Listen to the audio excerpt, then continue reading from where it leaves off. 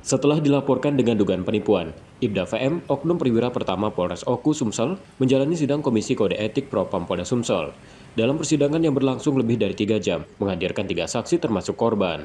Pelapor sekaligus korban duga penipuan menerangkan, oknum polisi itu merupakan teman SMA-nya, yang saat itu menjanjikan proyek pengerasan jalan di Batu Raja pada Januari 2022 dengan meminta uang padanya senilai 225 juta rupiah. Setelah uang diberikan, proyek tak kunjung terrealisasi dan yang bersangkutan sulit diajak berkomunikasi. Dari persidangan ini, korban meminta dapat berjalan transparan dan yang bersangkutan disangsi.